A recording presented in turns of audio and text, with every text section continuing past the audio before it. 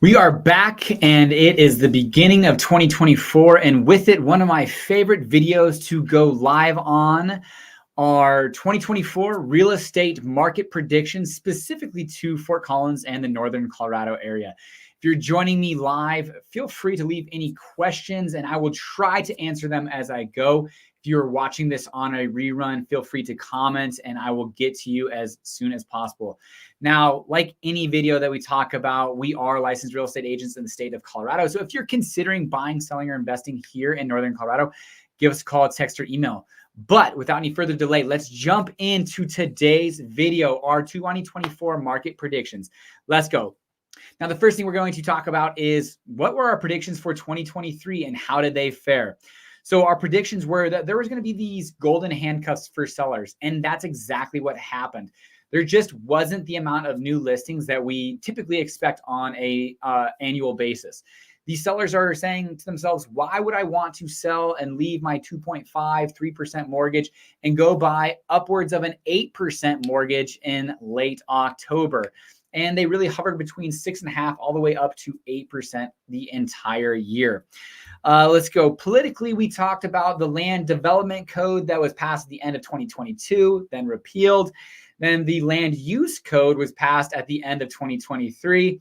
And there, again, it was repealed. Now, initially, the land development code had 7,000 signatures, petition signatures. And the land use code only had about 5,000 or so, 5,500, I think is what it was, valid signatures, but it was enough. They only needed about 4,500 for it to be repealed. They removed some of those items. ADUs were allowed, but HOAs had more guidelines. They put back in neighborhood meetings. They didn't necessarily allow duplexes in certain zones. So they did take out and put in some protections, but there's still a concern specifically mostly around kind of the density ADUs in any single neighborhood realistically. So that was passed and then repealed again. Inventory suggested that it was going to go up to 2 months, and I'm going to go ahead and share today, some videos with you, but we thought it was going to go up to 2 months. On a rolling 12-month average, jumped up to 1.7 months. Talking about a balanced market is 6 months of inventory. Again, I've never seen 6 months. I've been doing this since 2013. You could go all the way back to 2013, and 2014 was 2 months on a rolling 12-month average. So we just have really never had any significant amount of months of inventory. But that being said, we ended the year on a rolling 12-month basis of 1.7 months of inventory. It did tick all the way up to 2.5 months in September and October. So we did see a pretty decent spike of inventory when those interest rates were all the way in the high 7s and 8s. Let's go. More off-market deals. Coincidentally, we closed an off-market deal today representing the sellers. But we thought that, hey, we suggested that there's going to be more opportunities for people to do off-market deals because in 2020, 2021, and early 2022, it just was crazy not to put your house on the market. With so many buyers, bidding wars, interest rates in the 3%, it just didn't make sense not to put it on the market. But with interest rates rising, prices kind of stagnating, more off-market deals possibly could happen. And we are seeing some of those conversations, people maybe not necessarily wanting to put their house on the market, and they're not necessarily leaving too much money on the table. Days on market, we thought it could get up to 45 to 50 days. We ended at 38 days, rolling 12 months. Now, this is essentially from the day that it goes on the market to the day that it closes. And the standard, I guess you could say, contract timeline is about 30 days. So that's only seeing houses on the market for about 7 to 8 days prior to going under contract and then subsequently selling 30 days later. But as you will see, if we're looking just on a monthly basis, it can tick up into the 40s. And in 2022, early 2022, late 2022, 2023, we saw it in the 50s. So we're probably going to see something similar. Right now, it's in the 51 days. So seasonally, we are expecting days on market to increase. It's a cold time of the year. it's a family-oriented city, so a lot of people are moving at the beginning of the school year or at the end of summer prior to the new school year, getting in prior to school starting. So that spring summer selling season is kind of where we see the most buyer demand, and so kind of inversely, the winters are going to see the least amount of buyer demand. Interest rates, we thought it was going to end the year around 6%. We weren't too far off. It ended the year right around 6.5%, but as we discussed, was all the way up to 8%. And the median sales price, we actually thought we predicted that, and now this is, most of these predictions are based off of what I'm seeing, historic, and also discussions with my team. We thought that it was going to go to a more normalized rate of about 5.5% and see them going from 610,000 to 643,000 on a rolling 12-month basis. But what we actually saw was a really flat-lined sales increase from 610,000 to 620,000, a basic 1.6% increase from 2023, the end of 2022, beginning of 2023 to the end of 2023. So really a flat plateaued price increase for the year of 2023.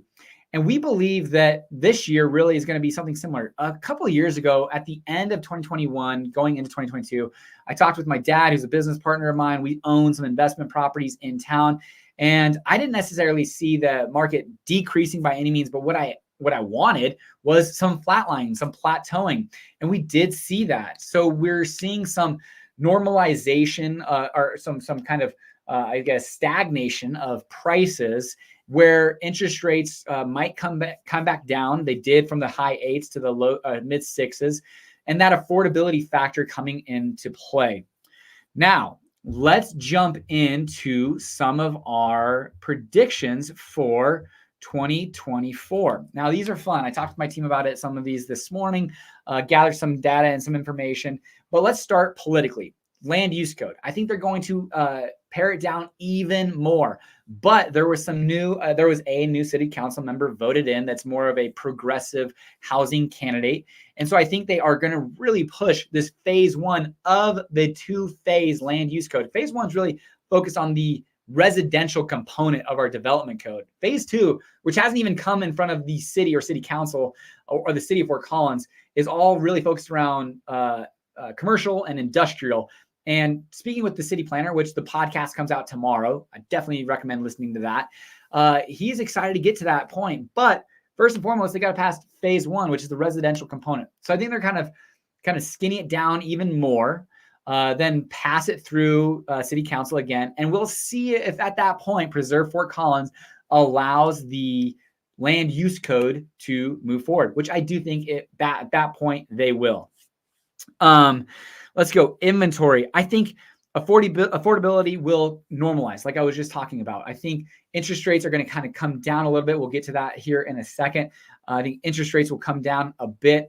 Prices will remain relatively flat. People's incomes will hopefully increase, and that mortgage will seem a little bit more affordable. Buyers will understand, hey, interest rates aren't going to get down to the 3s, high 2s.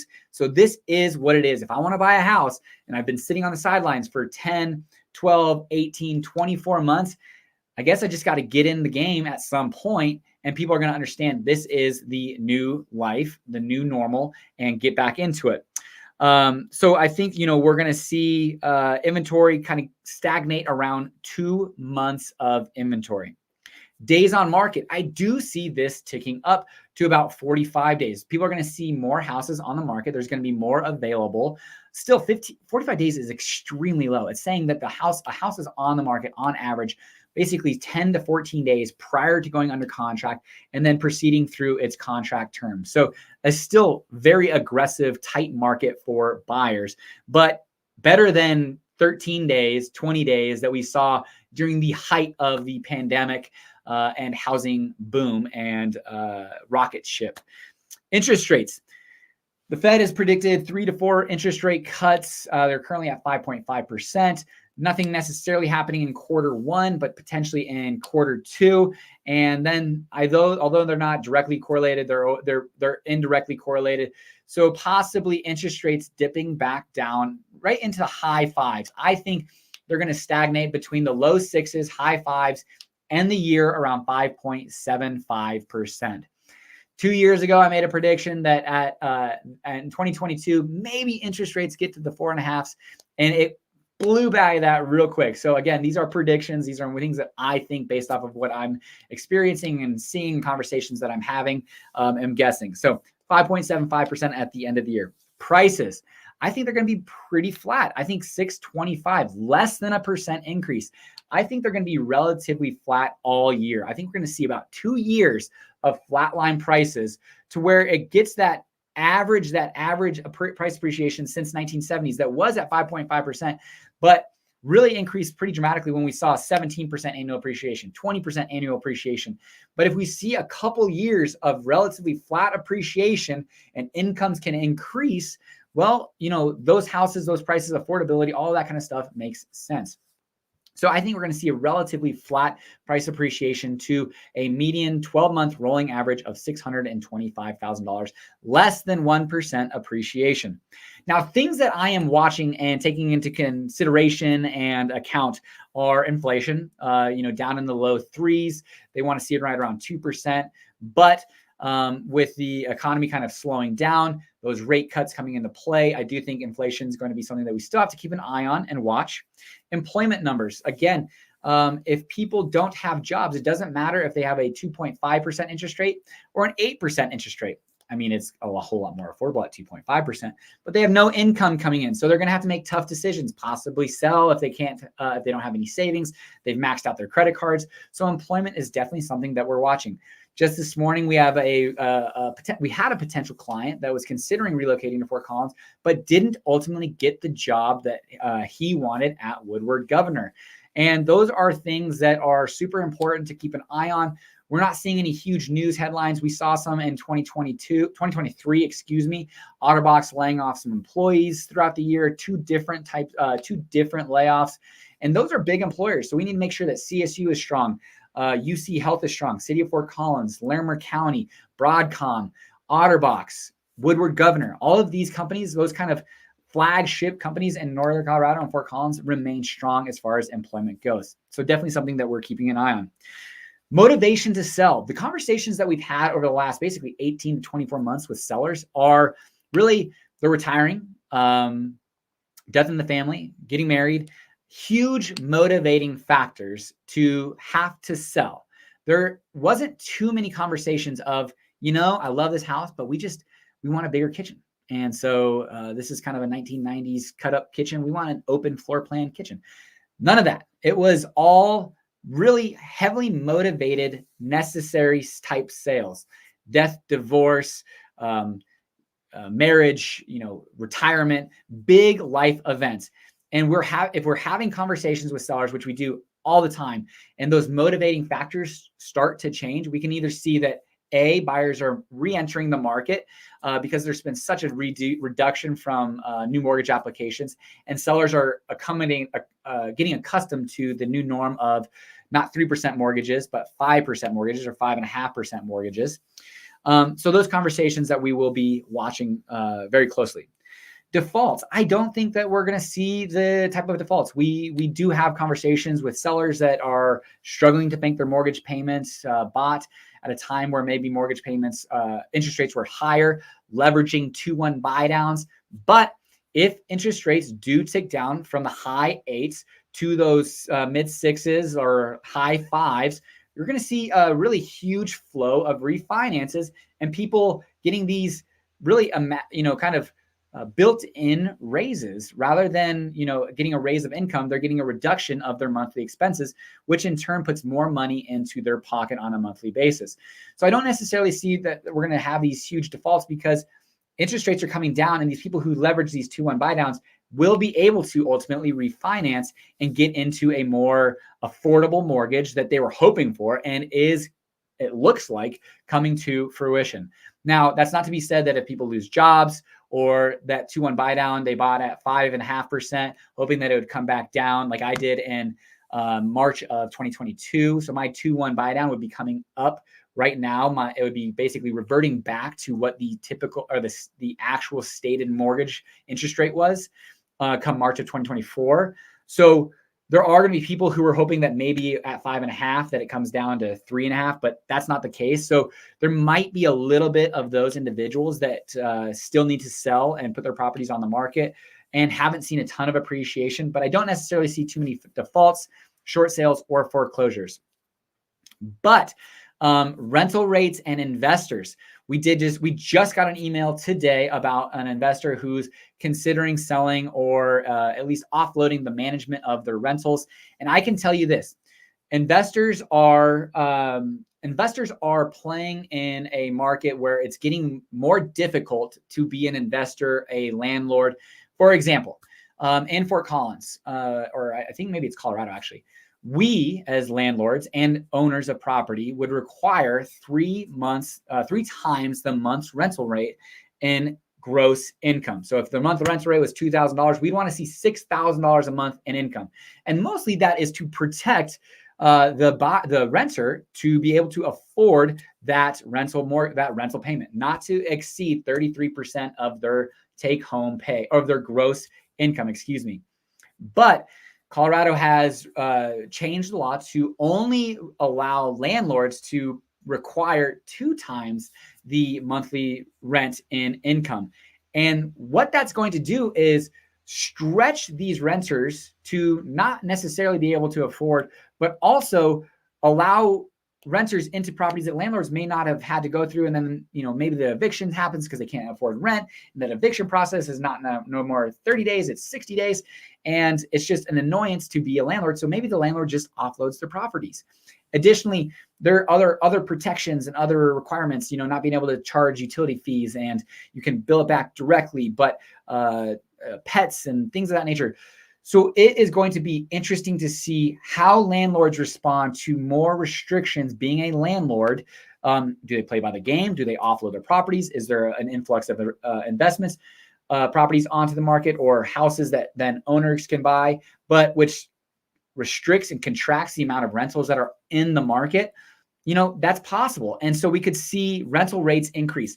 And we've seen the biggest delta between mortgage payments and rental rates that we have in history. And my theory is that I'm going to see rental rates actually tick up, not necessarily mortgages tick down, besides the interest rates. So that's where I'm going to see a potential reduction in inventory for rentals, a increase in rental rates. And that's something that we will keep a close eye on. We ourselves have investment properties and rentals, and so we'll get firsthand experience on that. Realtor fallouts. There's been over the last few years, I'm sure if you're watching this, you probably know 10 real estate agents. And we're fortunate. We've been in the business for over a decade. Love doing it. Have a ton of production. We'll have close to $25 million. I think exceed $25 million in gross sales in 2023. Love my team, Caleb, Connor, Zach, Izzy, Katrina. We've just got an amazing team. I am absolutely thrilled to be a part of it and love to work with them on a daily basis. But there's a really popular real estate agent from Alabama. His name's Ricky Caruth. Thinks that there'll be 44% of real estate agents that drop out of the market in 2024. Whether that happens or not, I'm not sure. I watched and looked at another video that said that according to the National Association of Realtors, a real estate agent only averages 2 deals per year. Do another job. It is too much stress, headache, and annoyance if you take your job seriously to only do 2 deals per year. That and the income is not worth it. If you're going to do it, make it a full-time job. And so realtor fallout based off of the number of transactions. And what I tell my team is here, the amount of the pie of the real estate world is going to decrease. There's going to be fewer buyers and fewer sellers. So the number of transactions nationally decreased to close to 4.1 million for the nation. And that's down like 20% versus a few years ago in 2019. So the number of transactions have decreased. But what I tell my team is, let's increase the pie. We do a lot of business. We work with a lot of people, and we want to provide our value. And so even though, let's have a positive outlook, the pie is going to shrink, but let's increase our piece of the pie. So those are things that we want to take a look at and keep track of. But we did have some questions on the on our comments. So let's go through those. Repealed, I'm a homeowner.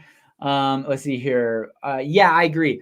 I've looked at what it would be like to add an ADU onto my property. I take into account what it would be like for my neighbor. Would it increase shade? And I think overall it would increase the housing supply in Fort Collins, helping with rental rates because people would be able to rent out their ADUs long term, build them affordably because they've already paid for the land, they've already paid for the taps. Now all you're gonna have to pay for is the permits and the actual construction and all of that. So it's still probably gonna be $150,000 to $200,000 even to build a small ADU.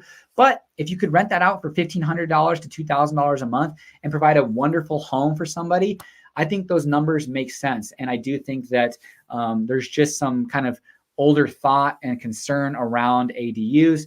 And I get it. You buy in let's say $1.5 million neighborhood, and you don't want an ADU next to you because you wanted that space, that privacy, all of that kind of stuff. So maybe HOAs have to come into play a little bit more. I don't know, but I agree with you, Phil. Appreciate you watching. You've been watching for many years. We're coming up on 4 years on this YouTube channel, which is absolutely wild.